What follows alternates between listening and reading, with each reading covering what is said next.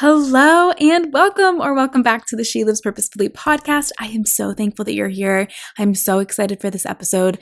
Jonah has been so impactful in my life. It's such a powerful book. I loved studying it, and I am so excited to go through this book with you. If you didn't already, go back and listen to our last episode.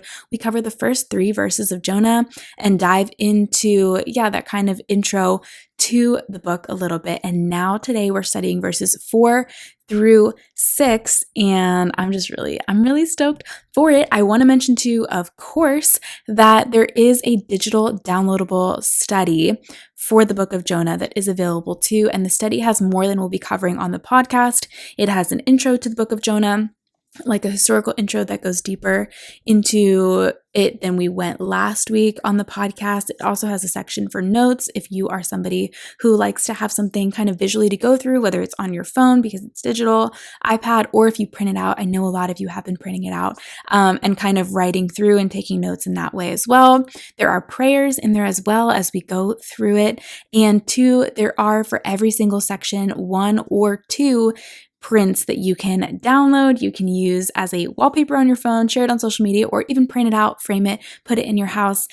So all of that is included in the digital downloadable study of the book of Jonah. I will link that in the show notes if you want that. I think it's such a great addition to the podcast because we don't cover absolutely everything in the podcast, but 2, just very helpful if you want those prints, a place for notes, and to have something visually to go through. So anyway, all that to say, I encourage you to go and grab that download. I'm just really stoked for this episode today, as well as I have been mentioning for the past couple of months. Thank you so much for leaving reviews, for sharing, for subscribing, for listening. I am so thankful that you're here. I'm so thankful that you find this podcast to be helpful to you in your walk with the Lord, as something to encourage you, to equip you in your walk with God. And I'm so thankful that you are leaving reviews and that you're sharing it. It helps the podcast to grow, to reach new women, and to encourage and equip them in their walk with Christ. And a huge aspect of that is that the podcast has been in Spotify's top 50 religion and spirituality chart for months now, which I am so just flabbergasted by. I'm so blown away. And I'm so thankful that you guys are leaving reviews and sharing and all of that, because that just helps the podcast to stay in those charts and to reach new women and encourage and equip them, like I said, in their walk with Christ. So thank you for doing that. If you haven't already, I want to encourage you to go ahead, leave a review, share your favorite episodes with your friends. And now we can dive into the Jonah study. Today we are studying chapter 1 still. We're in this chapter, verses 4 through 6. And this is a really, part 1 of a really big scene in the book of Jonah. We're going to be talking about, him in the sea. We're not going to cover the whole part of the story because I think there is a lot to gather from in this section, or rather important things to gather from in this smaller section. So we're going to dive into that. I'm going to read the passage first. Again, it's verses 4 through 6. If you are following along, if you are driving, cooking, cleaning, you can just go ahead and listen. And I'm going to be reading from the English Standard Version. So let's dive into this section. But the Lord hurled a great wind upon the sea, and there was a mighty tempest on the sea, so that the ship threatened to break up. Then the mariners were afraid, and each cried out to his God. And they hurled the cargo that was in the ship into the sea to lighten it for them. But Jonah had gone down into the inner part of the ship and had lain down and was fast asleep. So the captain came and said to him, "What do you mean, you sleeper? Arise, call out to your God. Perhaps the God will give a thought to us, that we may not perish." So that was Jonah chapter 1, verses 4 through 6. In this portion, just a quick summary, we see God beginning to reach Jonah in his disobedience. He's reaching out to Jonah in his disobedience here through this storm. And we'll dive into other things we see too, but that's a very general summary of what we just read. So first, we see that the Lord saw Jonah and his running away and interceded greatly in this situation. Friend, the Lord sees where you are too. Whether you are seeking Him diligently or are running from His word, you are not escaping His sight. And that's something we kind of touched on last week as well. This is a beautiful thing. We cannot escape the love of God, our Heavenly Father. The Lord intercedes in our lives. In this, we see it through a huge storm getting Jonah's attention, and He tries to bring us back. He makes a way for us to keep coming back to what He has for us, even when we turn from Him. And two, I think another cool thing to think about is whether something is a coincidence, it's fate, it's the gods, or it is God Himself. And we see that in this section with the different people on the ship. What people interpret as maybe coincidence or fate is the Lord. Here, the Lord stirs up a storm, and the sailors attribute it to their gods. And I can, imagine a scenario too in our own lives where something really crazy happens. For example, this kind of a storm here, and we're like, oh, it's just something that happens, or people are attributing it to, whatever it is, just life happening, fate, whatever. But the Lord is deeply involved in our lives and in the world as a whole. The Lord makes Himself known.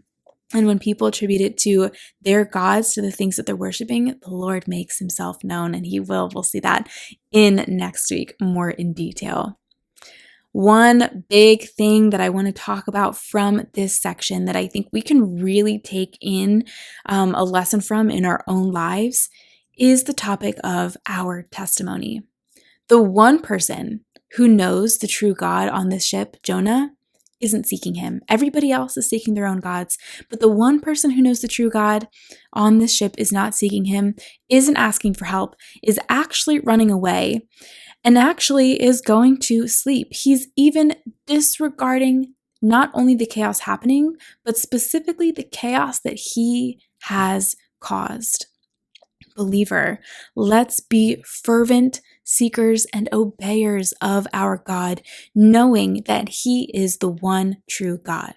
Many in other religions or belief systems follow what they believe diligently, and it is admirable. I have been personally convicted by friends of mine who have different religions who have been so diligent in their faith in seeking their God, and it's convicting to me because I know that I have the one true God, and it's like, wow, I need to be seeking Him all the more.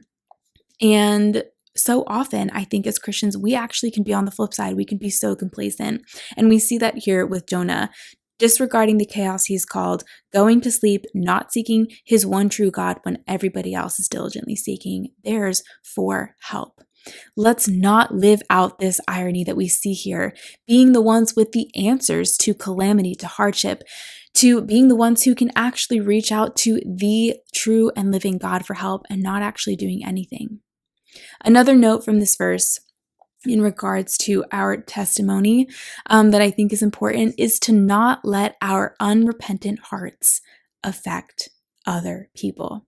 Sin affects others. It's something we see time and time again in Scripture and just in life in general. Our stubbornness to disregard God has an impact not only on our own lives, but on the lives of other people. Let's not ever let it get to this type of situation. But if it does, and I'm sure, we are humans, we're always going to, not always going to, but there is going to be sin that we commit, that we do. It's just going to happen. And sin affects other people. So it's likely that will happen. So if it does, friend, know this. It is never too late to turn back to God. And with that, I want to encourage you, if you are in that space, turn back. Let pride go.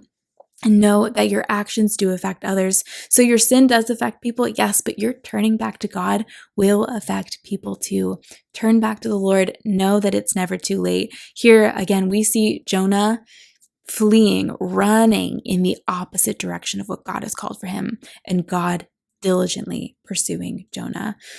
So I just want to encourage you with that little bit as well. I hope and pray that is our study for today, that the study was an encouragement to you, that everything that we are gathering from Jonah little by little is an encouragement to you. Again, you can download this study. You can get more on the background of the book of Jonah, a place to take notes, prints to have as well, prayers at the end of each study, all included in this digital download. You can grab that. Link is in the show notes.